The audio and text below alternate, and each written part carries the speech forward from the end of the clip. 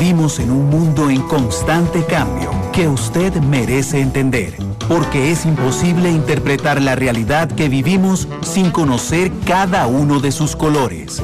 Porque muchos son los tonos de la actualidad. Presentamos Matices. Una producción de Noticias Monumental.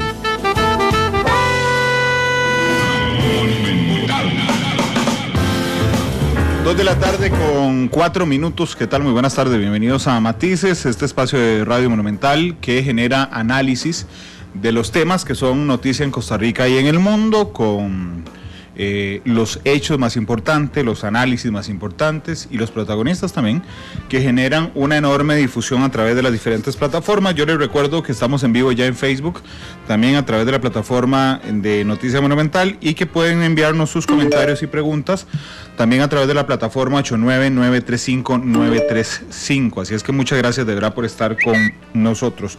Hoy tengo un invitado que las 2 veces creo ya que ha estado conmigo en Matices en los últimos años siempre genera un montón de audiencia, porque el hecho de solo nombrarlo genera un incendio en redes sociales. Don Juan Carlos Hidalgo, analista, consultor en políticas públicas y entorno. Juan Carlos, ¿cómo estás? Nada más aceptar el botón rojo. Ahí, bienvenido, suéltalo ya, listo. Buenos días, buenas tardes, Randall, muchas gracias por la invitación, un placer estar de vuelta. No, hombre, muchas gracias por estar con nosotros, Juan Carlos. Voy a hacerte una pregunta amplísima, pero ¿qué te parece lo que está pasando en Costa Rica? Bueno, es una pregunta amplísima, hay que aterrizar. Hay dos, si estamos hablando de la coyuntura particular de esta crisis, hay que ver los 2 pilares de esta crisis. Uno es el pilar sanitario, ajá, en donde las cosas marchan bien. Creo que todos estamos de acuerdo en eso. Todos estamos de acuerdo en eso. Se ha hecho un trabajo ejemplar. Hay una fortaleza institucional que hay que reconocer. O sea, Costa Rica históricamente le ha ido muy bien, uh-huh, en situaciones similares. Yo recuerdo todavía cuando yo estaba chiquitillo, en los años 90, la pandemia del cólera, sí, que azotó a América Latina, y Costa Rica salió muy bien parada en esa pandemia. Entonces hay una fortaleza institucional. El país le ha apostado mucho al tema de la salud preventiva, que es una de las claves del éxito en esta crisis. Así que, pero no hay que restarle mérito para nada, hay que más bien incluso exaltar la labor que han jugado las autoridades, el ministro de Salud, la Caja Costarricense de Seguro Social, en contener una crisis para la cual hace 3 meses nadie estaba preparado. Pero luego está el tema económico, que es un tema que sin duda nos preocupa muchísimo. Juan Carlos, permíteme quedarme un momento en salud, porque te iba a decir algo que a mí me pasa mucho también. Yo he sido un enorme crítico de la gestión en la Caja Costarricense de Seguro Social, de las decisiones políticas de la Caja. Entonces, cuando me siento ahora aquí y digo, no, hombre, pues es que uno de nuestros pilares de la Caja me dice, sí, hace meses decías que... Y ahora imagínese a mí. Exactamente, ese era el paralelismo que quería hacer. Ahora me imagino que a vos también. Yo llegué a la conclusión un día de esos, conversando con un directivo de la Caja, que le dije, vea, yo admito que es un pilar fundamental del Estado costarricense, tiene una importancia enorme, pero eso no lo hace inmune a la crítica. Exacto. Para mejorar. Ni se vale darle cheques en blanco. Uh-huh. Vea, Randall, yo llegué al convencimiento, como liberal, que soy escéptico de la intervención estatal en muchos ámbitos, uh-huh, pero habiendo vivido 14 años en Estados Unidos, uh-huh, y viendo lo que es un mercado de salud mayormente privado, uh-huh, en Estados Unidos, yo llegué al convencimiento de que en una democracia liberal como la nuestra, y por liberal yo me refiero a una democracia donde hay amplias libertades, no es viable ni deseable tener un sistema de salud enteramente privado. Ni deseable, dijiste. Ni deseable. Hombre, te hubiera entrevistado hace 7 años y no hubiera dicho eso. No te sacó eso. No hubiera dicho eso, pero yo llegué a este convencimiento viendo el debate en Estados Unidos. En uh-huh, el debate en Estados Unidos es muy intenso en torno a cuál debe ser el papel del Estado en el sistema de salud. Y bueno, y tenemos un estado en Estados Unidos, hay un estado que participa, el gobierno federal, a través de los programas como Medicaid, que es el programa de salud universal para los adultos mayores, la gente mayor de 65 años, y Medicare, Medicare es el de los adultos mayores, Medicaid es de la gente de bajos recursos. Aparte de eso, también hay otros programas dirigidos a los veteranos de guerra, etcétera. Pero la mayor parte del sistema de salud estadounidense es privado, y el seguro médico que uno tiene en Estados Unidos está casado a el empleo de uno. Si uno pierde el empleo, pierde el seguro médico, lo cual es un incentivo terrible, ¿verdad? Yo he llegado a una conclusión. No hay sistema de salud que pueda garantizar el acceso universal. Puede prometerlo, pero no lo garantiza. Si usted ve cualquier discusión sobre un sistema de salud en el Reino Unido, en Canadá, en España, en los demás países desarrollados que tienen sistemas universales, que son naciones desarrolladísimas, que tienen amplios recursos, veremos que las discusiones sobre listas de espera, gente que se muere esperando un procedimiento, gente que tiene que esperar 6 meses, 1 año para que le reemplacen una cadera, etcétera, son muy similares a las discusiones que tenemos aquí en Costa Rica. Entonces, no hay un sistema de salud que pueda garantizar acceso universal a la salud, que sí puedes prometerlo.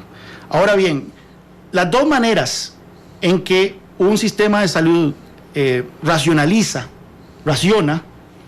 mejor dicho, el acceso a la salud, en el sistema privado es quién puede pagar.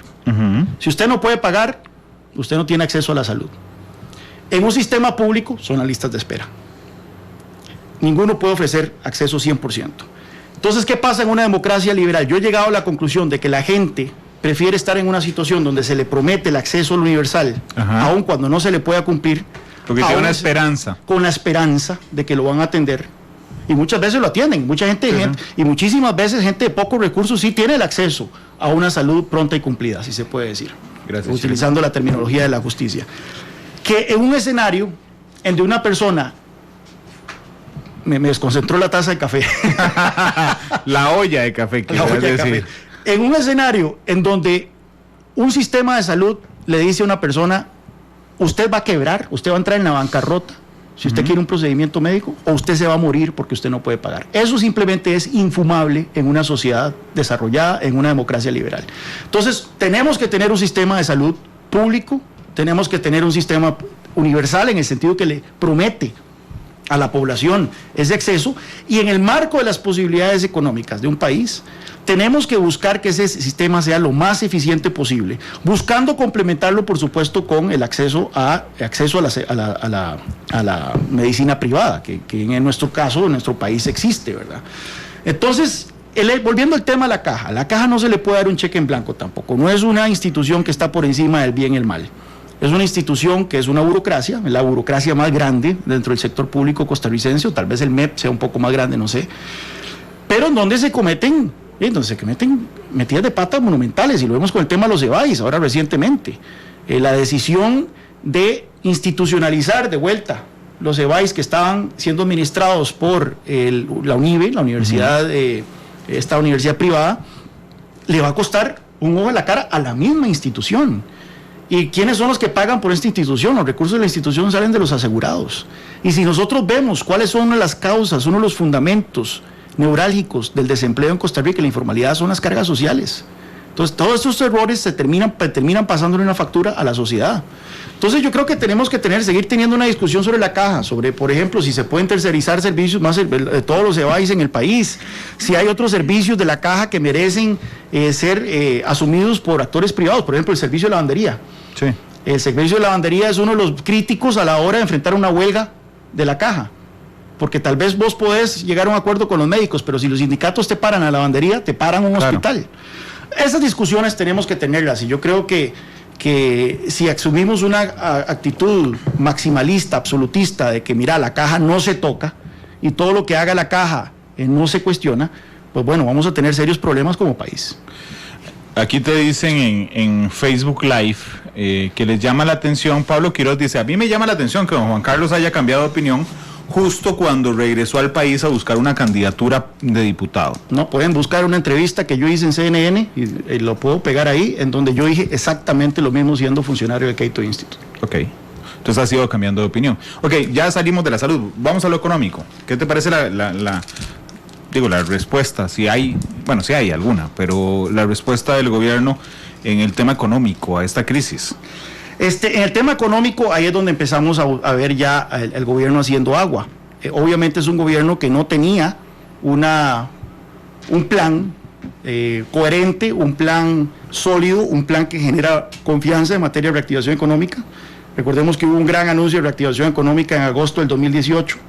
Hubo un segundo plan de reactivación económica en junio o mayo, si bien recuerdo, del año pasado. Y ahora ya vamos por el tercer plan de reactivación económica. La narrativa del gobierno, el relato del gobierno con respecto a lo que está ocurriendo es que la economía venía levantando y vino esta crisis. Sin embargo, si nosotros vemos los números, las estadísticas puras y duras, veremos que no es el caso. El IMAE, el Índice Mensual de Actividad Económica, que acaba de salir la última actualización, y vemos que la economía venía contrayéndose, el IMAE venía contrayéndose desde enero-febrero, antes de que llegara la pandemia. Y si nosotros quitamos a las zonas francas de la ecuación, el país hubiera estado coqueteando con una recesión desde el 2019. Entonces, sin COVID. Sin COVID, eso sin COVID. Desempleo de 12,5%, el más alto en 40 años. Déficit fiscal del 7%, el más alto en 40 años. Una de las tasas de crecimiento económico más bajas en 60 años. Según el Banco Central, la economía iba a crecer 2,5% este año. Eso hubiera sido una de las tasas más bajas en 60 años en el país. Una informalidad que ya iba por el 47% de la población económicamente activa y subiendo. Casi que 1 de cada 2 trabajadores en Costa Rica está en el sector informal. Entonces, que me digan cómo es posible que esa coyuntura, esa realidad, una deuda del 60% del PIB, cómo esa realidad era una mejora, cómo es que eso podríamos verlo como cifras reconfortantes. Llega esta crisis, que es una crisis que ha golpeado a todo el mundo, pero los ha golpeado de manera desigual. Hay unos países que estaban mejor preparados financieramente para hacerle frente a esta crisis. En nosotros nos agarra con una mano adelante y otra atrás. Entonces, si las medidas del gobierno, y vemos que este anuncio de reactivación económica que se hizo aproximadamente hace 3 semanas, fue reempaquetar muchas de las medidas que ya se habían anunciado en agosto del 2018 y en mayo del 2019.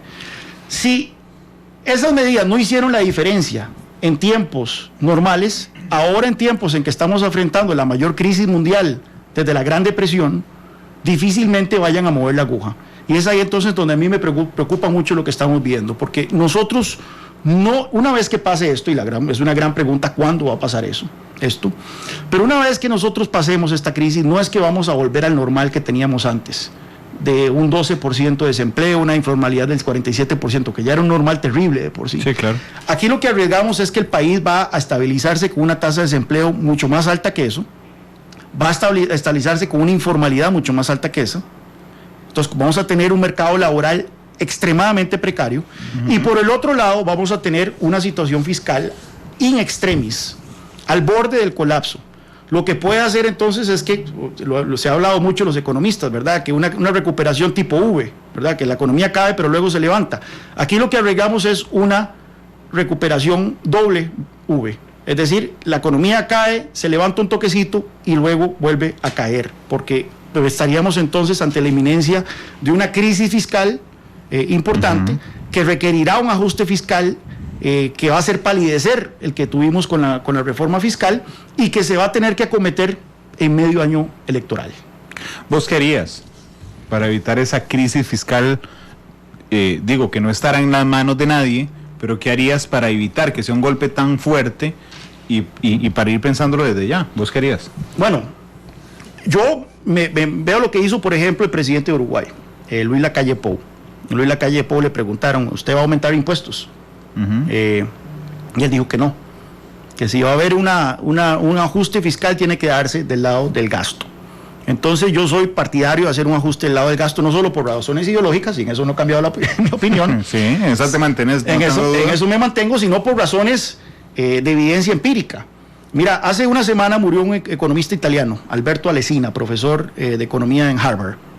Él se volvió famoso por sus trabajos sobre el tema de las consolidaciones fiscales, y publicó un libro que salió el año pasado junto con 2 colegas italianos, en donde ellos analizan 200 episodios de consolidación fiscal en países de la OECD, de 1970 al 2014. Costa Rica no es el primer país ni será el último en que vive una situación fiscal in extremis.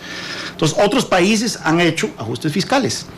Lo curioso de que ellos encontraron, de esos casi 200 episodios de ajuste fiscal, es que dice que se dividen en 2 grandes bandos y nunca hay un ajuste fiscal que sea 50 y 50, es decir, 50% recorte de gasto y 50% aumento de impuestos. O son decididamente recortes de gasto o son decididamente aumentos de impuestos. Ellos analizaron el efecto de esos paquetes sobre la economía y sobre el endeudamiento. para ver cuáles eran más efectivos. ¿Qué encontraron? Los ajustes fiscales basados en aumentos de impuestos son muy recesivos, tienen un impacto negativo muy fuerte sobre la economía. La gente deja gastar. La gente deja gastar, pero la inversión se contrae. La inversión se contrae. Ese es el punto medular de lo que ellos encontraron. ¿Qué pasa con los ajustes fiscales basados en aumentos de impuestos con el tema fiscal? Porque uno puede decir, bueno, está bien, la economía se contrae, pero al final de cuentas se logra el objetivo de estabilizar el crecimiento de la deuda. Dicen que no, que todo lo contrario, la deuda aumenta todavía más rápido. ¿Por qué? Porque al contraerse la economía, esa proporción, esa relación deuda-PIB se hace más grande. Tenemos un porque denominador, el PIB se hace más pequeño. O sea, tenemos un denominador que se hace más pequeño. Entonces, los ajustes fiscales basados en aumentos de impuestos son contraproducentes, tanto en materia de crecimiento económico como en materia de estabilización fiscal. Mientras que los ajustes basados en recortes de gastos sí logran su objetivo. Un punto medular que ellos encontraron es que los ajustes fiscales basados en recortes de gasto envían una señal de confianza a la inversión privada. Entonces se ve que la inversión privada tiene un efecto estimulante sobre la inversión privada. ¿Por qué tiene un efecto estimulante sobre la inversión privada? Porque cuando usted, y esto es una hipótesis de ellos, no hay manera de probarlo, pero ellos tienen la hipótesis de que cuando usted aumente impuestos para financiar el gasto, lo que está haciendo es patear la bola. Porque si usted no controla los gastos, dentro de 3 años o 4 años, usted va a necesitar otro aumento de impuestos. Mientras que si usted hace un recorte de gastos, la señal que se envía es más permanente. Se puso alto el sangrado. Entonces, aquí que cuando usted me pregunta, ¿qué haría usted? Pues obviamente por razones ideológicas y por razones de lo que dicta la evidencia empírica, yo apostaría a un ajuste fiscal en la mayor medida del caso, y no puedo decir que 100%, pero en la mayor medida del caso basado en recortes de gasto. Y ahí la pregunta entonces es ¿dónde le entramos? Claro, ya voy a entrarle a eso, pero me llama la atención, yo no sé si has oído alguna vez la frase, pero entre más dinero gana uno, producto de su trabajo, más gasta, ¿verdad? Me parece que hay cierta similitud en la hipótesis de estos profesores italianos, porque aumentar los impuestos no es nada más y menos que aumentar los ingresos. Okay. Aumentar los ingresos del Estado. Del Estado, ok. A 2-3 años vas a necesitar aumentar otra vez los ingresos. Lo que quiero decir es que si a mí me suben el salario mañana de una manera importante, yo realmente, muy poca gente agarrará ese excedente, digamos, y lo guardará para cuando lo necesite. Digamos, volvemos a equilibrar nuestro estilo de vida según el ingreso que tiene. Exacto. Y llega un momento al corto plazo que no nos alcanza y necesitamos otro aumento. Exacto. Lo que dicen estos profesores es que da más señales, además, a quien te preste plata y te ayude en las inversiones, decir, no suave, es que prefiero bajar un 25% los gastos de la casa. Sí.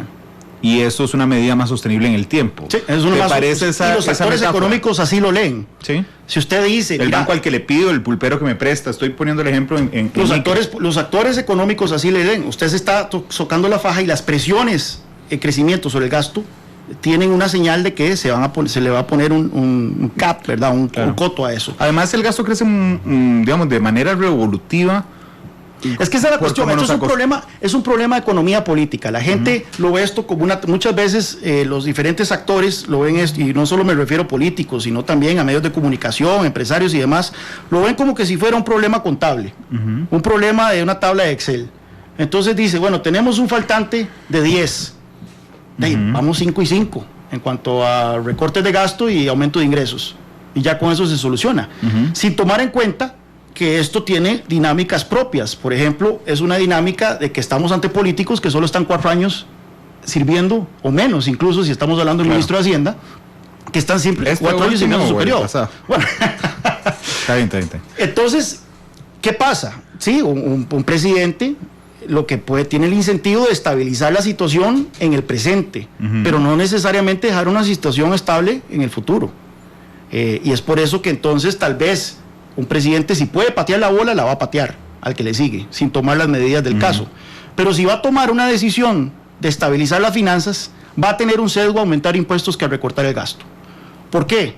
Los recortes de gasto afectan a grupos muy específicos de la sociedad, que le van a hacer a usted bochinche. Los funcionarios públicos. Los funcionarios públicos, llámese funcionarios públicos, puede ser estudiantes de las universidades, grupos de interés que pueden salir a la calle, bloquear y demás. Claro, y cuando tenés una concordancia en que esos grupos afectados son los grupos que te llevaron al poder, también se te hace mucho más complicado. Todavía peor, pero incluso si no son los que te llevaron al poder, son los grupos que pueden paralizar el país. Mientras que si usted aumenta los impuestos, la gente va a berrear, la gente va a escribir pestes tuyas en redes sociales, pero no te van a bloquear el país. Y dentro de 2 años ya la cuestión habrá pasado. Entonces, el incentivo de los políticos siempre es, en la medida de lo posible, endeudamiento, para patear la bola y que sea otro el que se haga cargo de esa bronca.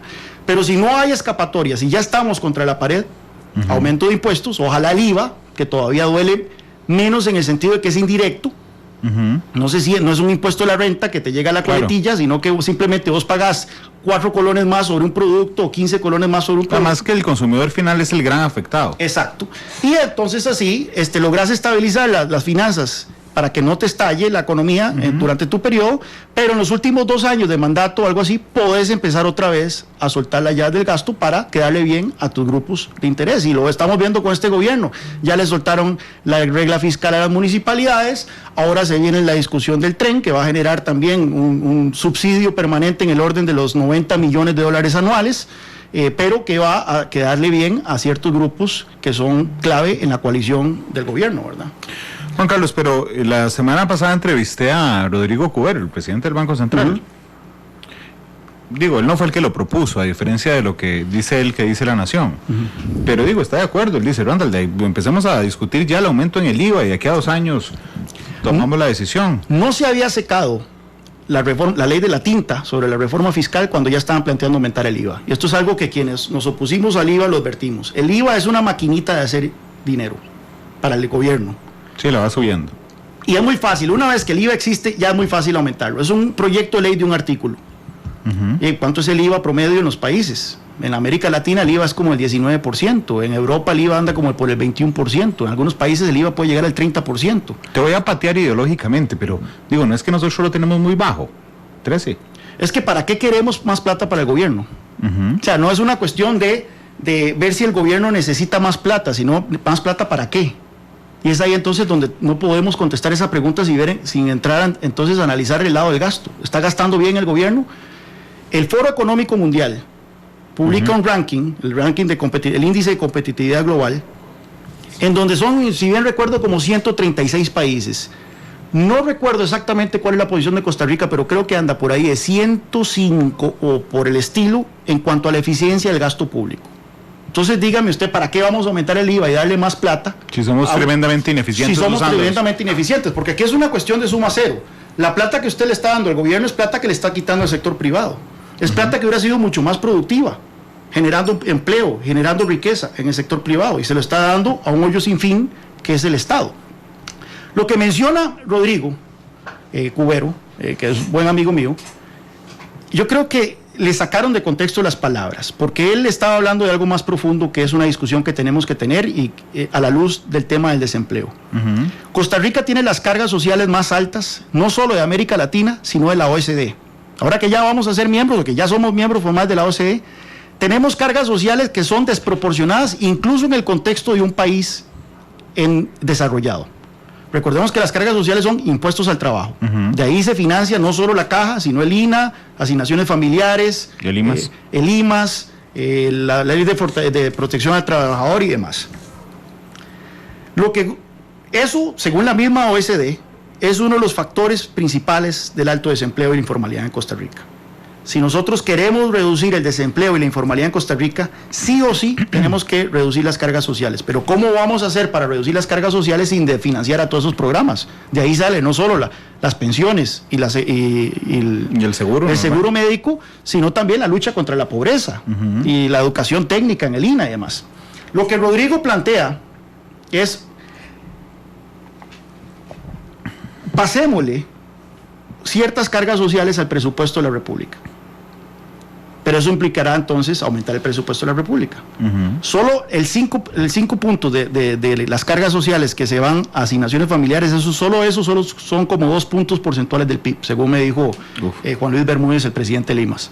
Entonces estamos hablando de un montón de plata. Entonces habría que hacer una reforma fiscal para ver de dónde sacamos recursos para hacer ese traslado de las cargas sociales. Lo que Rodrigo dice es aumentemos el IVA.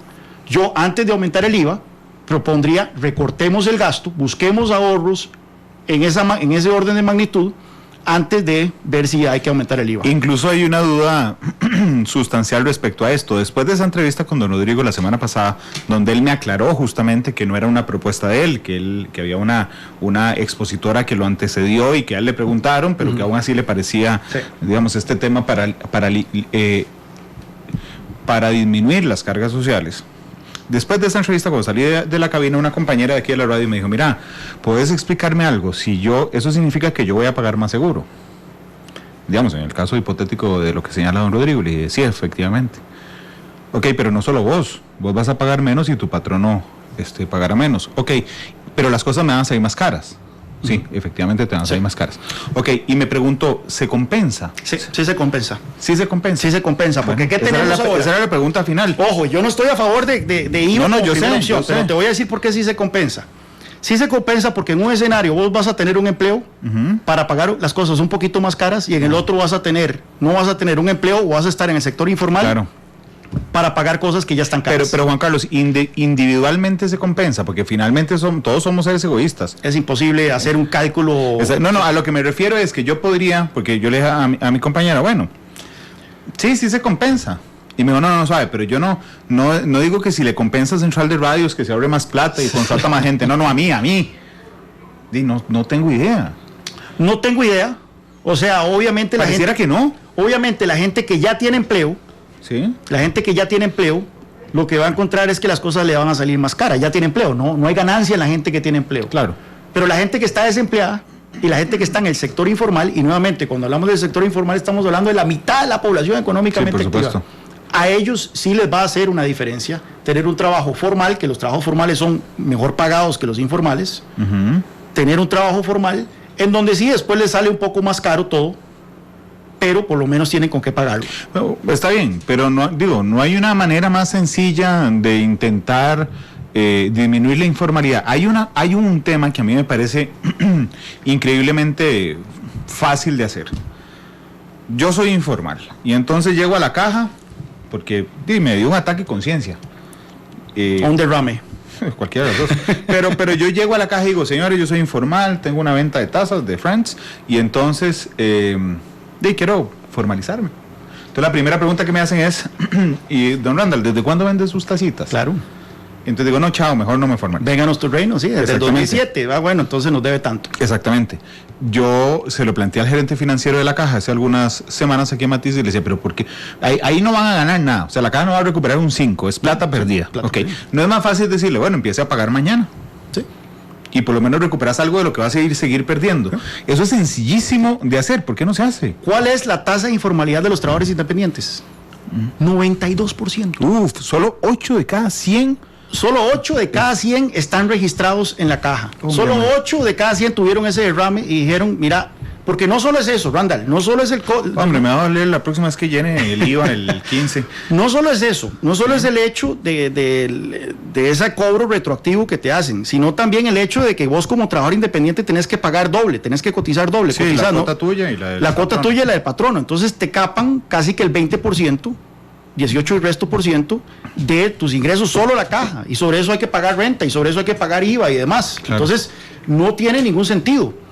Claro, esas son medidas que hay que tomar. La caja se opone. Ya hay proyectos de ley. Pues, la caja acaba de absorber esos CBAIs con 30% más. O sea, ¿qué esperamos de que la caja haga? La caja se opone. Y ahí nos lleva a otro tema, y tal vez voy a anunciar un poco sobre el tema de la columna la próxima semana. Dale, además, léete la columna. De una vez. La Junta Directiva de la Caja. Ajá. El otro día, La Nación le publicó al presidente de la República una entrevista justo después de su discurso del 4 de mayo. Sí. En donde el presidente se queja amargamente de la poca colaboración que muestra la Junta Directiva de la Caja en estos temas. En temas de flexibilización de cargas, de flexibilización de las reglas para la formalidad y demás. Y yo me pregunto, ¿y los 3 directivos del gobierno en la Caja Costarricense de Seguro Social? Pero no solo los 3 directivos del gobierno, y los 3 directivos de UCAEP. Sí, y ahí hace mayoría. Hace mayoría, tienen 6 de 11. ¿Qué hicieron los directivos de UCAEP con esta decisión de institucionalizar los EBAIS? O sea, de principio, cuando llega la Caja Costarricense de Seguro Social y dice, vamos a quitarle a un actor privado la administración de los EBAIS para asumirlo nosotros, en principio ya los 3 directivos de UCAEP debieron de haber montado guerra en la junta directiva. Digamos que piden un estudio para ver cómo está la cosa, pero ya por principio ya tuvo que haber habido una posición. Se aprueban unánimemente, todas esas cuestiones se aprueban unánimemente. ¿Qué están haciendo los directivos de UCAEP en la Caja Costarricense de Seguro Social? Sí, porque es curioso, porque de hecho creo que hoy mismo salió una nota en La Nación de que 3 directivos piden una investigación. Sí. Una de ellas es María Rosa Alfaro. María Rosa Alfaro de la FAEP. Exactamente. Y yo dije, pero no lo ahora que la torta está hecha. Sí. Ahora que ya hay, ¿cuánto es la cuenta? Pero las decisiones... 6.600 millones solo en remuneraciones. Los pronunciamientos de la Caja Costarricense, porque todos los proyectos de ley que tienen que ver con la Caja, porque yo puedo llegar a la Asamblea Legislativa o alguien puede llegar a la Asamblea Legislativa y presentar proyectos de ley para corregir todas estas cosas. Si la Caja se pronuncia, ya no se puede hacer nada. Con solo la Caja que se pronuncie, la Junta Directiva. Ya hay proyectos de ley para dar una amnistía y que no cobren retroactivamente, para que los trabajadores independientes no tengan que pagar doble, etcétera. Todo se ha pronunciado en contra de la Caja Costarricense de Seguro Social unánimemente. Los directivos de UCAEP han dicho no a todas esas iniciativas. Es que parece que el sistema los absorbe, ¿no? El sistema los absorbe. Al final de cuentas, Mario de Bandas, el representante sindicalista, termina siendo el que tira línea en esa junta directiva. Y ahí es donde yo también le hago un llamado, exhorto al sector empresarial de Costa Rica y a la UCAEP a que hagan algo con sus directivos en la Caja. No puede ser de que tengamos esa institución, y vea, con los 3 directivos en la Caja es el equivalente a una fracción legislativa de 19 diputados. Las cosas que se podrían hacer con una fracción de 19 diputados. Y eso sin sumarle los del gobierno, que ya serían entonces 29 diputados o más. Y ya tenés mayoría para hacer lo que quieras. Y ya tenés 32 con eso. Exacto. Pues bueno, esos son los grandes problemas estructurales que tenemos en este país. Yo he hecho estas preguntas a amigos empresarios y lo que recibo son grillos, un silencio sepulcral. No sé por qué. Okay. En tu última columna, la de ayer, de La Nación, fuiste muy fuerte, muy fuerte, criticando la separación de don Rodrigo Chávez como ministro de Hacienda. Y la llegada de Elian Villegas, a quien dijiste que las agencias internacionales tenían miedo de que fuera un sí señor del presidente. Pero dijiste algo que a mí me llamó mucho la atención y que le he dado seguimiento en las últimas horas. Vos dijiste, esto fue para favorecer a las municipalidades cuya mayoría está en poder de Liberación Nacional. La pregunta final fue la con la que cerraste el artículo. Dijiste, ¿a cambio de qué? Vos viste que no contesté la pregunta. No, en el momento es el final. En el momento que yo contesto esa pregunta me van a acusar de especulaciones, de hipótesis, de teorías de conspiración y demás. Así que yo simplemente en mi columna planteé los elementos que son irrefutables. Un elemento irrefutable es que la salida de don Rodrigo Chávez generó un terremoto en los mercados. No en los mercados, o sea, no, las bolsas de Hong Kong no cayeron, pero por lo menos cuando se trata de los bonos de deuda exterior de Costa Rica, sí hubo una caída de 5 puntos, e inmediatamente las agencias calificadoras y otros entes que analizan el riesgo de Costa Rica salieron a pronunciarse de muy mala forma. Y yo cito Eurasia Group, que es esta consultora de Ian Bremmer, uno de los principales analistas a nivel internacional, en donde dijeron que la salida de Rodrigo Chávez y el nombramiento de Elian Villegas es una mala señal sobre el compromiso del gobierno de la República con la consolidación fiscal, y que temen de que Elian Villegas sea un yes man. Ese es el término que usan. Entonces, eso es un hecho irrefutable, eso no es una opinión mía. El otro hecho irrefutable es que sabíamos que eso iba a pasar. Vea, Rodrigo Chávez no fue santo de devoción de nadie, a diferencia de Rodrigo Aguilar. Rocío Aguilar. Rodrigo Aguilar generaba mucho apoyo entre las cámaras empresariales y de todo. Las metidas de pata que tuvo Rodrigo Chávez, donde insinuaba que los empresarios que andan en buenos carros son evasores de impuestos y demás, no le ganó amigos en ninguna parte. Pero era un tecnócrata con 30 años de experiencia en el Banco Mundial, que fue puesto en esa posición precisamente por el hecho de que no venía del riñón del partido de gobierno, y el partido del gobierno es percibido por los mercados como un partido dispendioso que no tiene ningún compromiso con la consolidación fiscal. Entonces era como una garantía. Sabíamos que si quitamos a ese señor de ahí, iba a haber un remesón en la credibilidad fiscal del país y el gobierno. Pues bueno, el presidente tomó una decisión deliberada de asumir ese riesgo. Y la pregunta es, ¿por qué? Sabemos cuál fue el punto de quiebre. El punto de quiebre fue muy identificable. Esa relación venía mal. Sí, indudablemente. Pero hubo un punto de quiebre. La ley que exime a las municipalidades de la regla fiscal. Don Rodrigo Chávez exhortó públicamente al presidente a vetarla. Y el presidente no le hizo caso y la firmó. Y eso ya bastó para que el presidente... Ahora la pregunta es, ¿por qué el presidente firmó esa ley? Algunos podrían decir, bueno, es que no le queda otra. Yo dije eso, no queda otra, son 43 votos. Son 43 votos, pero 10 de ellos son del PAC. Sí, pero te voy a contar una cosa, y ya sigo con vos. Cuando el ministro de Hacienda hace pública la carta donde le exige al presidente vetarla, de ellos, yo aunque sea director, sigo reporteando y hablé con varios diputados, algunos del PAC, y les dije, ¿cómo está la situación? Entonces me dijo, no, nosotros ya nos sentamos y le dijimos, si usted veta, establece una distancia enorme con la fracción que no lo apoya. Pero qué curioso, porque la fracción del PAC fue la única fracción que entero salió a decir inicialmente que estaba en contra del proyecto. Pues después dio vuelta. ¿Y por qué se dieron vuelta a tal punto que estaban dispuestos a romper con el presidente públicamente? Para un proyecto que es Iniciativa de Liberación Nacional, de la diputada María José Corrales, y que beneficia a las municipalidades, 50 y tanto de tales están en manos de Liberación Nacional. La mayoría, indudablemente. Entonces, ¿por qué de repente el Partido de Acción Ciudadana se sintió tan casado con este proyecto de supuestamente amenazar al presidente con separarse? Te lo digo porque yo hablé con 3 diputados del PAC. ¿Y por qué el presidente decidió incurrir un mini terremoto financiero para apoyar un proyecto que no era de su autoría, de su agenda? Bueno, ahí esa es la gran pregunta. Yo creo que hubo una negociación entre Liberación y el PAC, Juan Carlos, alrededor de este proyecto, y la pregunta es, ¿a cambio de qué? Cuando yo leí tu columna, que realmente me pareció muy interesante, vamos a ver, lo que decís con datos es irrefutable. O sea, hay más de la mitad de municipalidades son de Liberación Nacional. El proyecto es de Liberación Nacional. El proyecto es de María José Corrales. El PAC inicialmente dijo que se oponía. Exactamente, eso es irrefutable. Sí. Esos son hechos que están sobre la mesa. Pero digamos, vos sos PUSC. Sí. El PUSC ahí apoyó el proyecto, solo una diputada. Un diputado. María Vita y María Vita. Y 3 diputados votaron a favor. Ok. Digo, entonces yo fue la primera pregunta que se me ocurrió para la entrevista. Yo dije, pero le voy a preguntar a Juan Carlos, pero usted quiere ser diputado del PUSC, ahí está el PUSC apoyando el proyecto. Terriblemente. Y hay que hacer un mea culpa.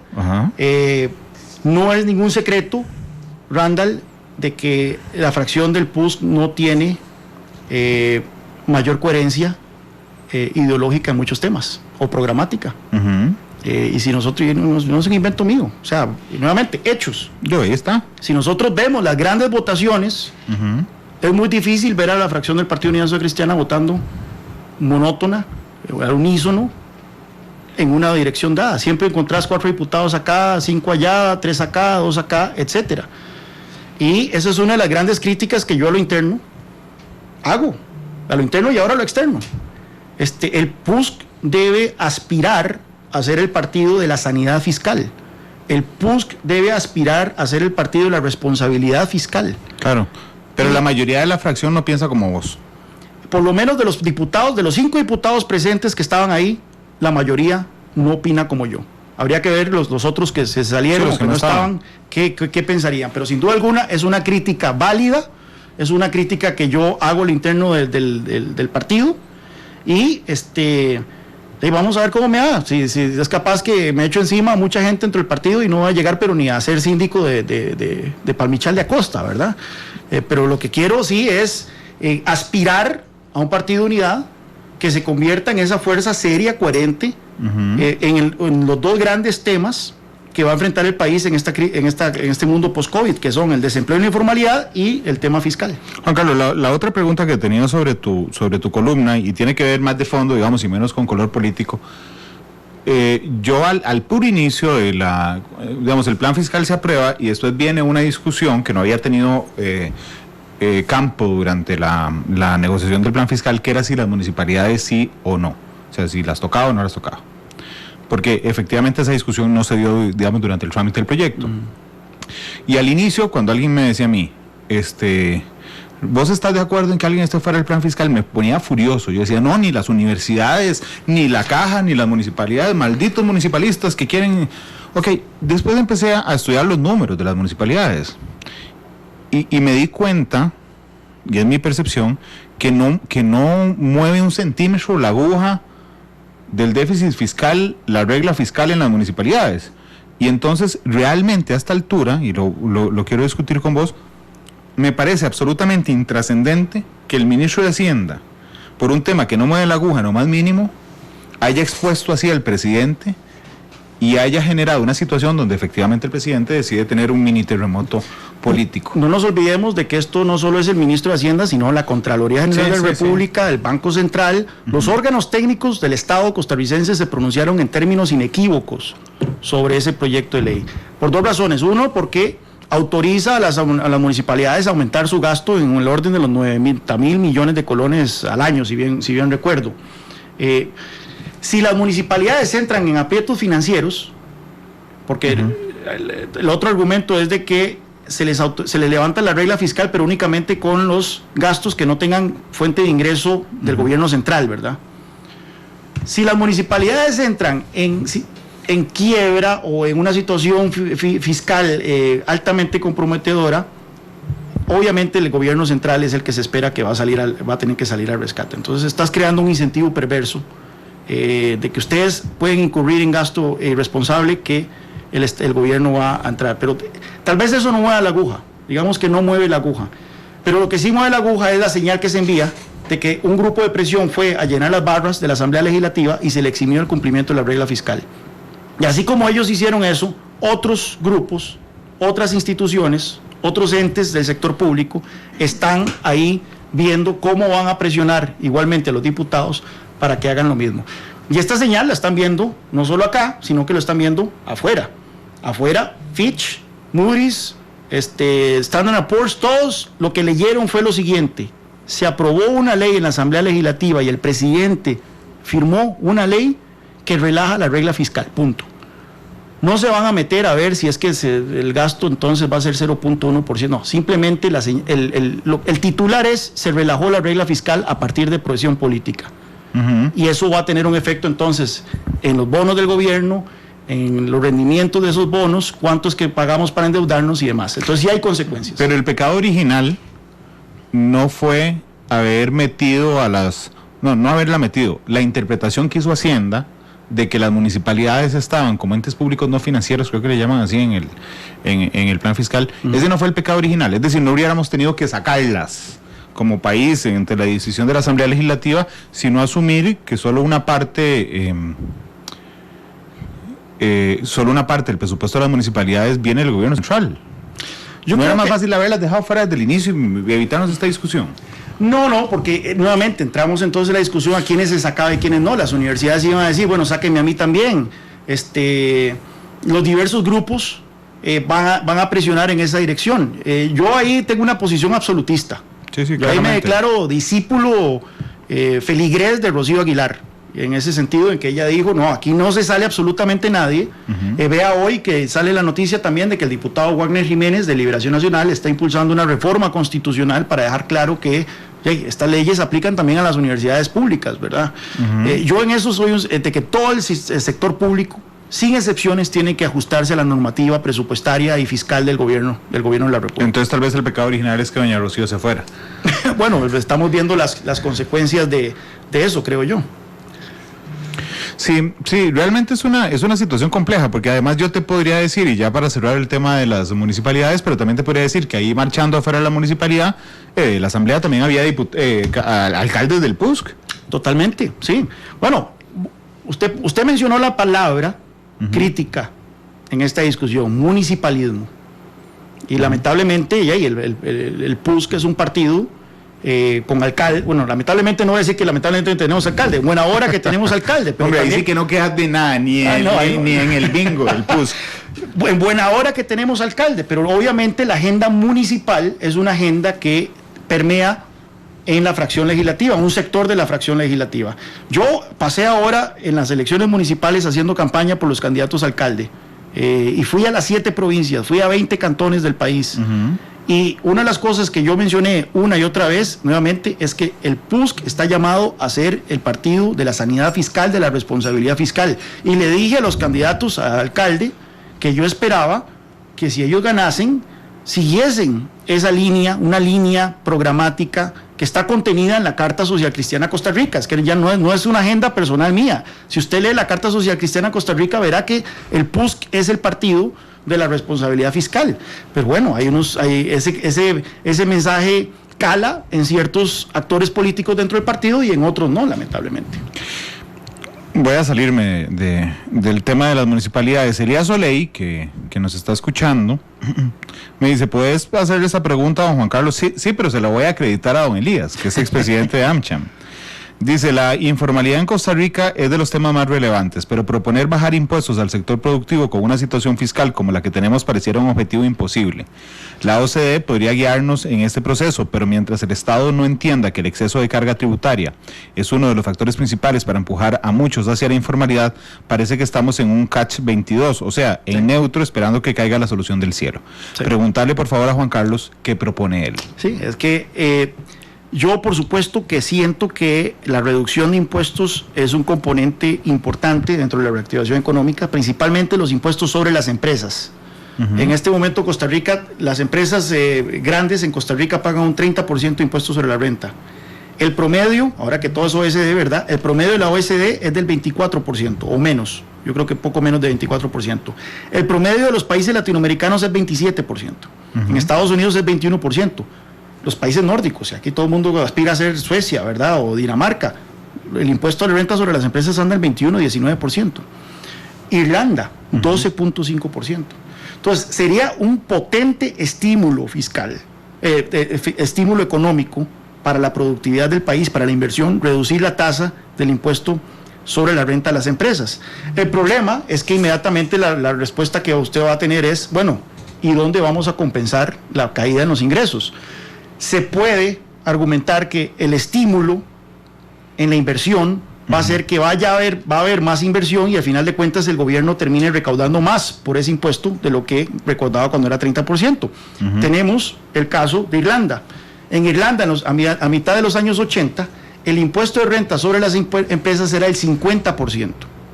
Y a partir de una profunda crisis fiscal que tuvieron, en media crisis fiscal decidieron empezar a recortar el impuesto sobre las empresas. Pasó del 50% al 12.5%. No de la noche a la mañana, fue un periodo como de 15 años. Uh-huh. Pero fue un programa muy decidido de reducción y de competitividad en los impuestos. ¿Qué ocurrió con ese impuesto? La recaudación producto de ese impuesto, no de todos los impuestos, uh-huh. Estamos hablando solo del impuesto sobre la renta de las empresas, se disparó y era más al final de ese porque había más empresas. Porque había más empresas y había más actividad económica. Entonces, puede ser de que si nosotros recartamos el impuesto de renta sobre las empresas del 30% al 20%, uh-huh. Generamos un efecto de estímulo sobre la economía y terminamos recaudando más que lo que teníamos cuando teníamos... Pero ¿cuánto dura esta transición? Esas son discusiones que tenemos que tener, ¿no? Ese es el riesgo, ¿no te parece? Eso, y es un riesgo de que inicialmente el Estado va a perder plata. Sí. Y la pregunta entonces es, bueno, ¿y dónde va a salir esa plata? Si con un déficit fiscal del 7% del PIB, por lo menos en el 2019, uh-huh. No podemos arriesgar perder recursos de esa manera.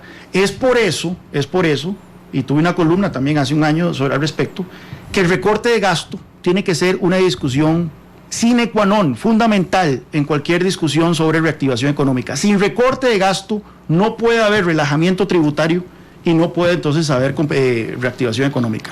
Te pregunta también Elías, dice, ¿cómo encauzaría una reforma del Estado? ¿Qué propones? ¿Estás de acuerdo con la venta de activos públicos y qué venderías? La venta de activos públicos es un tema delicado por todas las connotaciones ideológicas que eso tiene, por supuesto. El sentimentalismo que muchos costarricenses sienten hacia las instituciones. Son las joyas de la abuela, se nos ha dicho.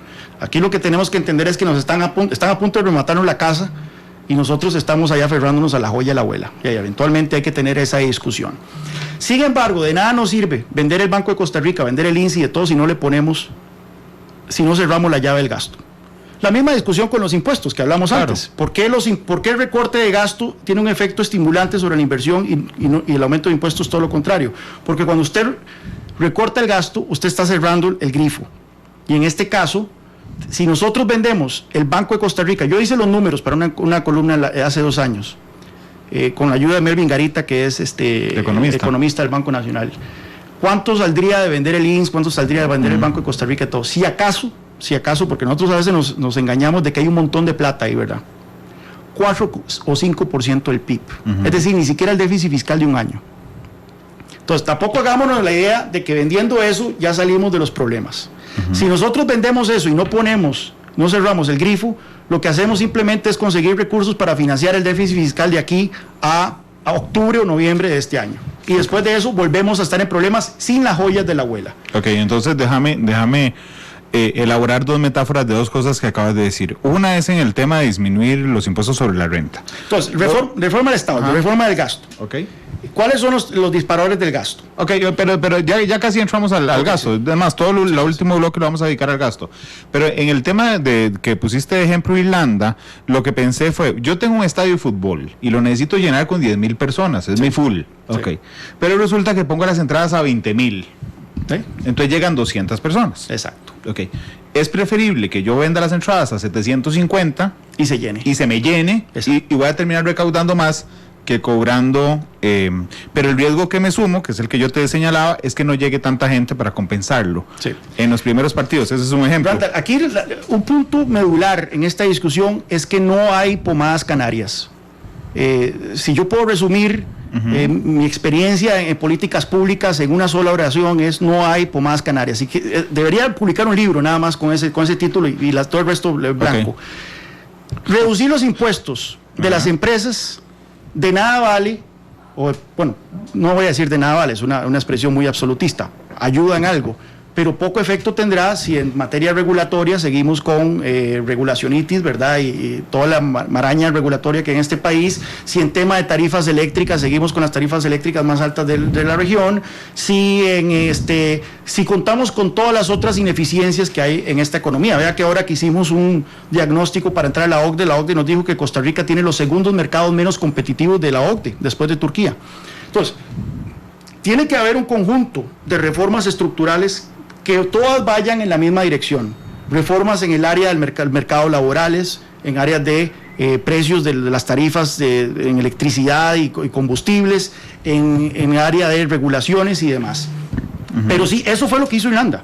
Irlanda no fue que simplemente bajó el impuesto de renta a las empresas y de repente la economía pasó de ser el tercer país más pobre de Europa Occidental a ser el segundo más rico de Europa Occidental. No, hubo otro montón de reformas estructurales, pero todas encaminadas a hacer de la economía una economía más competitiva, más eficiente. Y es ahí en donde tenemos que aspirar. Pero sí, efectivamente, la lógica detrás de reducir el impuesto a las empresas va a haber más inversión, va a haber más actividad económica y eso podría generarle más ingresos al Estado. Ok, y voy a ponerte la otra metáfora que pensé para entrar al tema del gasto. Si yo de un momento a otro en mi casa me disparo en el gasto, en lo que sea, y resulta que me va a caer un embargo encima, y entonces vuelvo a ver a la cochera y veo el carro. Y ok, vamos a ver. Esa es mi joya de la abuela. Y entonces yo digo, bueno, me va a caer el embargo encima, agarro el carro, voy, lo vendo, vengo y pago. Digo, bueno, listo. Ok, pero si yo sigo gastando los siguientes 2 años sin carro, ¿sí?, voy a llegar exactamente a la misma posición, voy a volver a ver a la cochera y ya el carro no va a estar. Sí. Y la situación es más compleja, sí, si yo no disminuyo el gasto de la casa. Sí. Y no solo eso, vender activos estatales cuando uno anda en quema, es malo para el Estado y para la economía. Para el Estado porque uno lo vende en quema. Sí, sí, lo vende baratísimo. El que me caiga a comprar el carro se lo vendo a lo que me dé. Y segundo, porque yo en aras, y esto ya de una manera usualmente los activos del Estado se encuentran en mercados poco competitivos, ya sea porque el Estado tiene un monopolio estatal sobre la actividad o porque es el actor predominante, como es el caso, en este caso, del INS en el mercado de seguros o el Banco de Costa Rica dentro del sistema financiero. No es el actor predominante, pero sí es uno de los principales. Claro. Cuando el Estado vende activos, parte del atractivo de ese activo entonces no solo es el activo en sí, sino la posición dominante del mercado. Entonces usted lo que está haciendo es vender un monopolio o oligopolio estatal a un monopolio o oligopolio privado, y eso no es conveniente. Lo ideal es que una privatización de activos se dé en el contexto de más bien liberalizar mercados, fomentar competencia en mercados, no pasar de un monopolio público a uno privado. Claro. Entonces, la discusión de los activos, yo creo que tenemos que llegar ahí, sin duda alguna. Lo apoyo 100%, que no digan que otra vez estoy cambiando de opinión, esta es mi posición.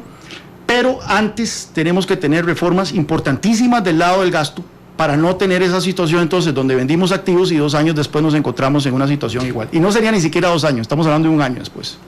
Son las 2:58. Permíteme hacer la pausa comercial. Volvemos para hablar del gasto, pero yo quiero hacer esta parte más interactiva.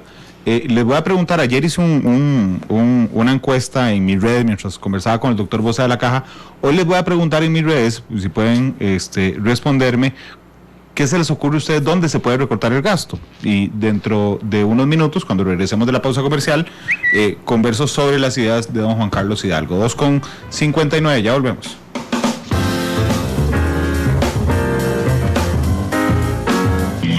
La radio de Costa Rica, 3 de la tarde con 5 minutos. Muchas gracias por estar con nosotros. Les pregunté, ¿qué harían ustedes para disminuir el gasto? Can Pantroso en Twitter dice: cierro el INAMU, bajo el FES, recaudo más y le recaudo los impuestos a las grandes empresas. Dice Randall Sancho: limitar a un máximo de 2,5 millones de colones las pensiones de lujo. Estamos en pandemia, hay que aplicar medidas extremas, congelar aumentos también en el sector público. Dice Rox: quitar las pensiones de lujo, quitar los puestos de gobierno que tienen duplicidad de funciones y por favor no al tren eléctrico por al menos 3 años. Carolina Loría dice: recorte de gastos superfluos, bajar salarios a diputados, asesores, ministros, viceministros, revisar plantillas autónomas, fomentar el volver a la tierra con la mano de obra costarricense. ¿A vos qué te parece? Hay una respuesta muy, muy popular.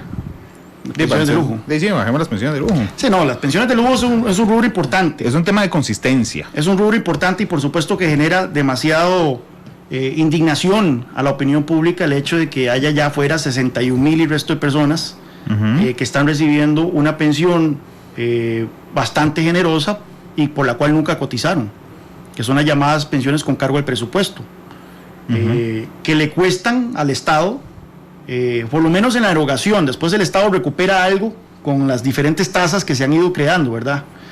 Pero en inicio le cuesta al Estado 3 puntos porcentuales del PIB, que no es poca cosa. Claro. No se pueden eliminar del todo, lamentablemente no se pueden eliminar del todo porque ya eso, según la jurisprudencia, es un derecho adquirido. La pregunta es hasta dónde se le puede meter bisturí o machete, dependiendo del nivel de la pensión. Mi tesis es de que no debería haber una pensión mayor a la pensión mayor que paga la Caja Costarricense de Seguro Social por el IBM, por el índice, el régimen de validez vegetal. 1.600.000. 1.600.000. Y que ninguna persona debería recibir más de 1.600.000 colones por concepto de pensión. Y ahí estamos hablando no solo por una pensión, hay gente que recibe 2 pensiones, ¿verdad? Sí. Hay gente que tiene pensión de la Caja y tiene pensión de otro régimen. ¿En un solo régimen, Juan Carlos? Sí, en eso estoy con Rocío Aguilar nuevamente. Hombre, todo estás con Rocío Aguilar. Feligrés de Rocío Aguilar en el sentido de que solo tiene que haber un régimen, el régimen de invalidez, vejez y muerte. Que eso ya, solo eso, Randall, es una reforma, y discúlpenme el término, del carajo. O sea, pasar a los empleados de la Corte, pasar a la gente del magisterio, toda esta gente al régimen de invalidez, vejez y muerte requiere de un coraje político, de un capital político, lo cual a su vez requiere de que la opinión pública cierre filas con el mandatario que proponga eso. No, estamos hablando de una bronca monumental. Claro, porque de hecho Lola Acuña te está preguntando, bueno, ¿y cómo harías para manejar esas fuerzas que indudablemente, Juan Carlos, tienen poder? Randall, aquí lo que se necesita, y este es el meollo... Cuidado con las palabras. Aquí lo que se necesita es capital político. Bueno. Uf. No iba a decir eso. Yo sé que te estaba pensando, ya veo por dónde iba. No, aquí lo que se necesita es capital político. Y la única manera de lograr capital político es hablándole claro a la ciudadanía y que la ciudadanía se compre el mensaje. Si usted gana las elecciones siendo guachihuachi, ¿verdad? Con un discurso de paz y amor y que vamos a llegar y que vamos a hacer la Costa Rica descarbonizada el 2050 y de todo. Y luego usted llega al gobierno y usted trata de hacer estas reformas sin habérselas vendido a la ciudadanía en una campaña, usted va a fracasar. A usted se le va a tirar la gente a la calle. Porque darle vuelta a tu votante. Exactamente. Yo no voté por eso. Si usted sale en una campaña y usted promete estas cosas, ¿la perdés? Bueno, si la perdés, todo el país entonces se merece el rumbo que... Pero es que eso ya pasó. ¿Eso cuándo pasó? El PAC no prometió nada de eso. No prometió nada de eso y ganó, pero tampoco los otros prometieron eso. Aquí tenemos que hablar... Bueno, el movimiento libertario lo prometió un montón de años. Sí, pero a través de una figura que se fue desgastando y se fue convirtiendo bastante en una figura muy polarizante. Bueno, y supongo que ya supusiste la conclusión a la que te quiero llegar. Es que es inviable, aunque sea deseable. ¿No te parece? No es, o sea, se puede hacer. La cuestión es si existe el capital político y si el país cerraría filas para hacer esto. Vea, vea el caso de Francia. Y es un ejemplo en movimiento. Tampoco es que ya hay una resolución final sobre cómo paró ese experimento. Francia era un país con una dinámica muy similar a esa que estamos describiendo. Los políticos prometían el oro y moro en campaña, eran electos, pero una vez electos vieron que la situación era insostenible y tenían que hacer recortes, tenían que apretar las llaves del gasto, tenían que hacer reformas. Porque una cosa es verla venir y otra cosa es bailar con ella.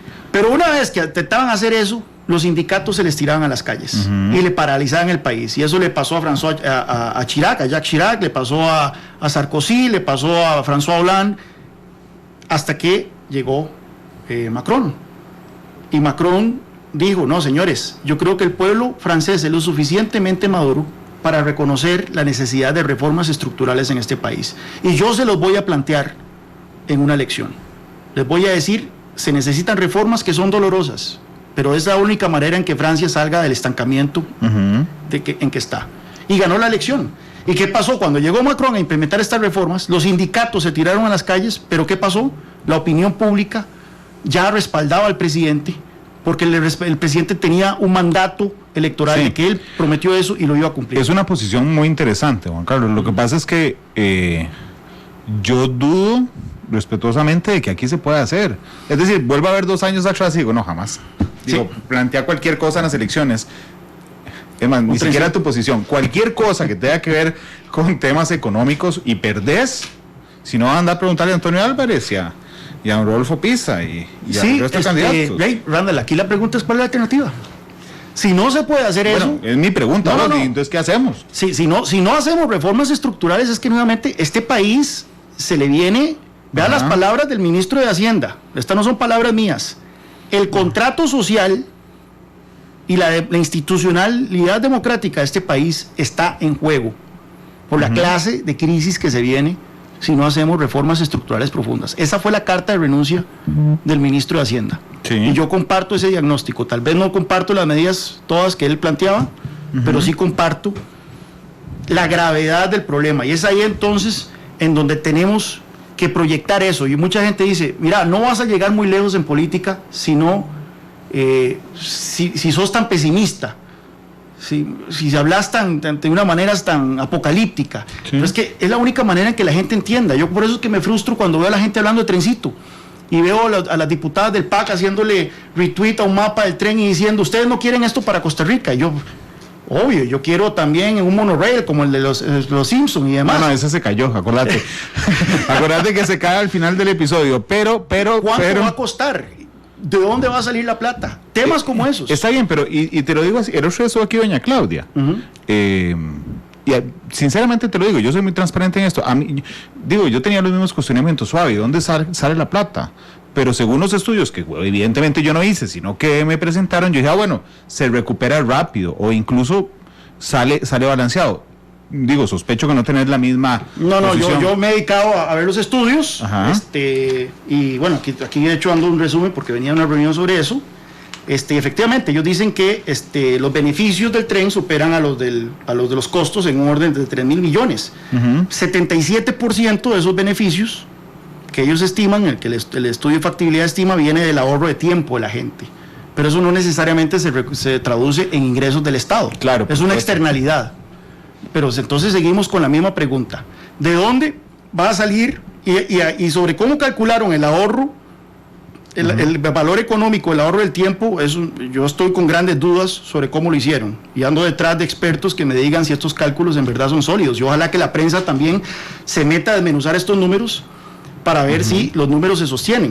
Por ejemplo, sostienen de que el tren va a ahorrar 80 vidas al año en accidentes de tránsito, pero al mismo tiempo dicen que solo un 3% de los carros van a ser retirados de las calles por el tren. Sí, tú ves cómo llegan a esa conclusión. ¿Cómo llegan a esos números? ¿Cómo llegan a esas conclusiones? Pero incluso si los tomamos como números fehacientes, verdaderos, sólidos, el 77% de los beneficios de este tren, según los cálculos del gobierno, vienen de ahorro de tiempo y otras externalidades que no representan un ingreso para el Estado. Seguimos con el mismo problema. El Estado va a tener que pagar es un ahorro para la ciudadanía. Es un ahorro para la ciudadanía, pero eso no significa que el Estado va a tener entonces los recursos para pagar ese subsidio en el orden de $90 millones al año. Juan Carlos, es algo poco común que yo haga. Pero vos me darías ese resumen. Sí, claro, aquí está. Sí, digo, es para bueno, eso es como todas las... y te puedo hacer llegar mucho más. Ahí está, aquí hay varias preguntas, incluso que son preguntas interesantes que se puede hacer. No son los foros yo pensé que eran los foros del programa. No, esto es que vengo de una reunión, pero por ejemplo, ¿por qué el INCOFER no ha aprobado el estudio de factibilidad? ¿Vea usted? ¿Por qué el proyecto de infraestructura más grande del país no ha pasado por el Consejo Nacional de Concesiones? No sé si viste la Nación ayer, de que se van a crear 27 pasos a desnivel.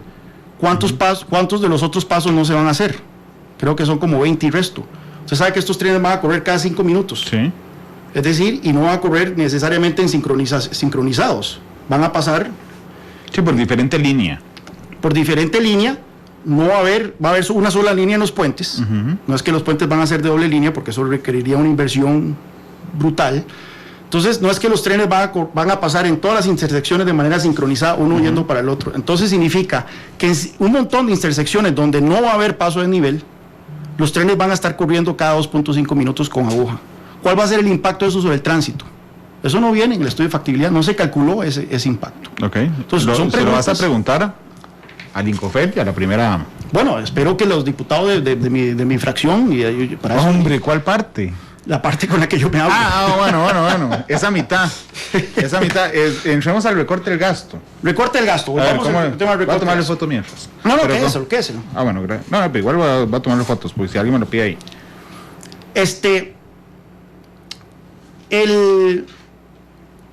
El tema del gasto. ¿Qué es lo que hay que hacer? Bueno, ya está la ley de empleo público. Vea la entrevista que ayer le hicieron a la ministra Pilar Garrido, en donde habla que el ahorro sería como 143,000 millones de colones. Si se aprueba para todo el sector público. Si se aprueba únicamente para el gobierno central, serían 70,000 millones de colones. Nada más para que tengamos claro el factor que tendríamos aquí, con el cual que lidiar. Eso sí, te pido que no lo subas en redes, porque todavía esto es documento... No lo voy a subir. Para que veamos aquí el problema que tenemos, la magnitud del problema. Digamos que la economía regresa a crecer un 3%, los supuestos de que volvemos a un periodo más o menos de normalidad en términos de crecimiento económico y demás. La cantidad de gasto que hay que recortar para estabilizar la deuda, es decir, para que la deuda del gobierno central deje de crecer, anda por ahí de 870,000 millones de colones al año. Es decir, hay que encontrar recortes de gasto en el orden de 870,000 millones de colones al año para que esa deuda deje de crecer. Entonces, para que veamos la magnitud del problema. Digo, es enorme. Es enorme. Estamos hablando de los Avengers contra Thanos en la última película. Realmente es una tarea casi imposible. Ok, entonces cuando la ministra de Planificación sale a decir, esta ley de empleo público nos puede ahorrar o 70,000 millones por gobierno central o 143,000 millones por todo el sector público, tenemos que irnos por los 143,000 millones. Ya que interesante, el gobierno ahí cambió un poco la estrategia. Al inicio había presentado una ley de empleo público que iba a aumentar el gasto público en el corto plazo, porque iba a dar la posibilidad de que los empleados públicos que ya están se pudieran pasar al nuevo régimen de salario único, lo cual hubiera aumentado el salario en el gasto en el corto plazo. Y ahora el gobierno entró en razón de que eso no puede ser. Entonces, ley de empleo público es fundamental, pero en la misma entrevista la ministra dice que en los próximos años, y no especifica cuánto, un 15% del sector público va a salir, de los empleados públicos va a salir. Entonces, no hace falta hacer recortes de empleados, no hace falta tirar empleados públicos a la calle, si en los próximos años un 15% de los empleados públicos va a salir, ya sea por pensión o por motivos personales. Bueno, ahí tenemos entonces una oportunidad también para fuertes ahorros si hay un congelamiento del empleo público, pero un congelamiento de verdad. Tal vez con pequeñísimas excepciones, y puedo pensar yo el tema de las policías, por supuesto, pero que el resto sí haya un congelamiento férreo en el gasto público.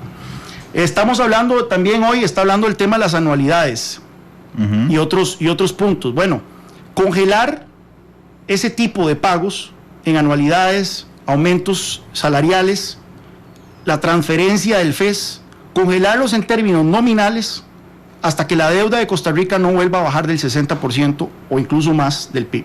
No estamos para tafetanes, ¿verdad? Entonces, ya eso estamos ahí hablando de ciertos gastos. Yo insisto en el tema del salario escolar.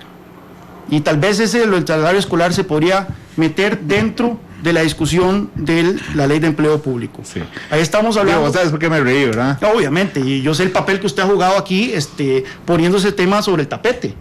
Sí, obviamente, sí. Y la lamentable resolución del fallo de la Sala Constitucional, que básicamente hubiera sido mejor que saquen un fallo diciendo no nos da la gana recortar este beneficio que nosotros disfrutamos, porque es visible incluso para alguien que es un lelo en términos de derecho ver la justificación que dio la sala para eso. Pero salario escolar estamos hablando de 140.000 millones de colones al año. Ok, déjame ser muy puntual, nada más para mi resumen mental. Sí. Ok, congelarías las plazas del Estado. Congelamiento del empleo público, que es importante a la luz de esta estadística que brinda la ministra Pilar Garrido, de que un 15%... Para todo el sí. Para todo el sector público. Para todo el sector público, con pequeñísimas excepciones. Ahí llevo dos. Entonces, después, el tema de las pensiones, lo hablábamos antes. Una reforma que establezca que un régimen único de pensiones, que es el régimen de invalidez, vejez y muerte, y que ninguna pensión que nadie reciba por concepto de pensión, más de 1.6 millones de colones, que es la pensión máxima de la Caja Costarricense de Seguro Social. ¿Y la gente que aporta por un salario de 8, 12 millones? Bueno, en el sector privado la gente que aporta en ese orden sigue recibiendo 1.6 millones. Sí. Entonces en el sector público debe ser igual. O sea que el principio de solidaridad que se aplica al sector privado aplica también al sector público. ¿Cuál es la solución de los privados que ganan eso? O sea, ¿tenés idea? No me meto en eso. Bueno, no. ¿Cuál es la solución personal? Si vos tenés un amigo que gana 10 millones, ¿vos sabes qué es lo que hace? ¿Qué? ¿Es un plan voluntario? Sí, un plan voluntario. Bueno, ahí está la herramienta, digamos, hoy en el mercado. A eso quería llegar. Entonces, el que quiera una pensión más alta, que haga un plan voluntario de aporte. Totalmente. Entonces, eso en términos de pensiones para disminuir el costo de las pensiones, pero hay que tapar los huecos de las pensiones. ¿Cuáles son los huecos de la pensión? Principalmente el régimen de la Corte, ¿verdad? Que es un régimen donde el Estado, como patrono, aporta muchísimo más de lo que aporta en el IBM, ¿verdad? Ok, decime que no tenés que ir a presentar un amparo próximamente. Yo no me arriesgaría, pero... Ajá. Entonces, tenemos eso por el tema de las pensiones.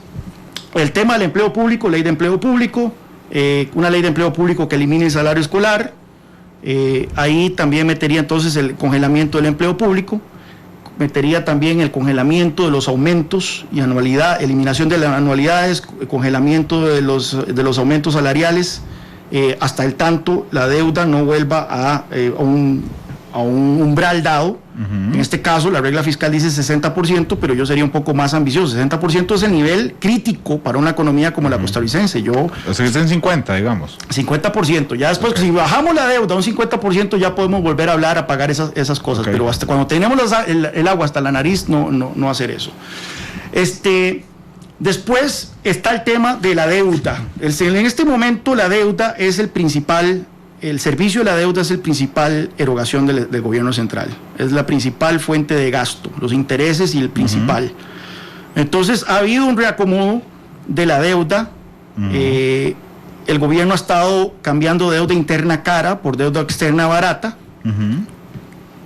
Hasta el momento en que los mercados externos también empezaron a hacer socollones, ¿verdad? O sea, los eurobonos eran más baratos que el endeudamiento. Claro, pero nadie esperaba esto que pasó. Pero ahora con esto que pasó y la degradación de notas de Fitch y de todo, ya esa ecuación ya no está. Y es por eso que el gobierno ya no habla de eurobonos. Y ahora ha recurrido a financiamiento de organismos internacionales. Claro. Que sí son mucho más cómodos, porque son más a largo plazo y con una tasa de interés mucho menor. Pero eso es un ordenamiento que se va a acabar pronto. O sea, estos organismos no nos van a dar plata. Ese es un límite corto de la tarjeta de crédito. De manera indefinida. Ajá. Y viene con un riesgo que es el riesgo cambiario. Sí. Si por algún motivo hay un socollón en el tipo de cambio, vamos a tener entonces que el peso de la deuda, que recordemos que los ingresos del gobierno son en colones, y si hay que hacer servicio de deuda en dólares, eso es muy complicado. Entonces, yo lo que creo, y eso viene en unas declaraciones hoy de un economista en La Nación, de que hay que hacer un mapeo, y probablemente ya se ha hecho, de la deuda interna también, y ver qué de esa deuda puede ser readecuada. ¿Cuánta deuda es con el mismo Estado y muchas veces el mismo Estado se está cobrando intereses del 9% sobre la deuda, ¿verdad? ¿Cuánta deuda podría ser condonable? Hay cierta deuda que no es condonable. La deuda que tiene el gobierno central con los bancos no es condonable, puesto que esos son los ahorros de los costarricenses. Claro. La deuda que tiene el Estado con las pensiones de la caja no es condonable, puesto que esas son las pensiones de los costarricenses. Pero hay otras tal vez que sí pueden ser condonadas. Entonces, hacer un mapeo de la deuda para ver cómo podemos hacer para reducir lo máximo posible el servicio de deuda, que es en este momento el principal rubro donde se está yendo la plata. Juan Carlos, me quedan 2 minutos y tengo 2 preguntas más. Sí. Ok, una, se la voy a ir a hacer a Chelita a ver qué te echó a vos en el café, o si vos sos Harry Potter, porque hay 3 de estas medidas. Digo que aunque yo podría estar de acuerdo con vos 100%, pero aunque tengas una varita mágica no las vas a sacar aquí. Ni la eliminación del régimen de pensiones del Poder Judicial, o sea, como amigo, olvídalo, porque eso no va a pasar. Una batalla eso perdida. lo dijo Rocío Aguilar también. Es una batalla perdida, sí. La otra es el tema de el congelamiento de aumentos de salario y todo esto hasta que llegue la deuda 50. Y la última, y aquí sí necesitas un conjuro, pero digo, estilo Harry Potter, la última película, es eliminar el salario escolar. La primera, recordemos que no es eliminarlo para los que ya están, es para los nuevos. Los que ya están en el régimen, en el sistema del Poder Judicial. Es para los nuevos entrantes que en lugar de pasar a las pensiones de la Corte, vayan y eso sería para todos los otros demás regímenes, y así lograríamos esa consolidación de pensiones. No digo, en el fondo yo puedo estar de acuerdo con vos, lo que digo es, ¿y cómo lo vas a hacer viable? Bueno, hay que transmitirle a la opinión pública costarricense la gravedad del problema, porque hasta que no aterricemos lo grave que está la situación en el país, obviamente vamos a seguir optando por el nadadito de perro, que eso es lo que nos ha caracterizado a lo largo de los años. Yo no quiero que caigas en depresión, pero has notado que le caes mal a la mitad a la gente. Digo, yo también, pero a lo que me refiero es y cómo. Mi pregunta frecuente es el cómo, y cómo vas a hacer para convencer a la gente a la que vos le decís esto y te odian, Juan Carlos, de entrada. Hoy apenas anuncié que estabas aquí, había un montón ahí metidos, pero para decir a este hablador de paja que no hace nada. ¿Cómo convences a la opinión pública de esto?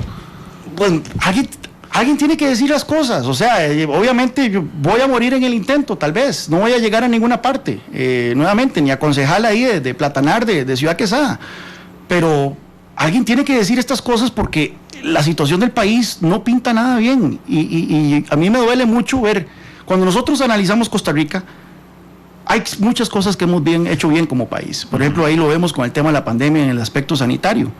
Pero yo me pregunto, ¿por qué un país con las condiciones de Costa Rica no es un país desarrollado? ¿Por qué no damos ese salto a la prosperidad? Y más bien, ¿por qué aquí nos estamos batiendo con una tasa de desempleo la más alta en 40 años, con niveles de informalidad de casi el 50%, con un gobierno que está al punto al borde de la quiebra?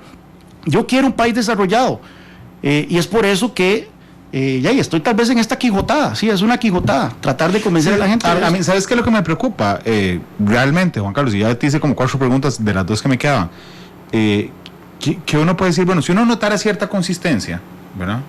Porque insisto, está claro que quiere ser diputado. Si uno mirara cierta consistencia en el grupo político, uno pensaría, digamos, que pueden tener cierta injerencia.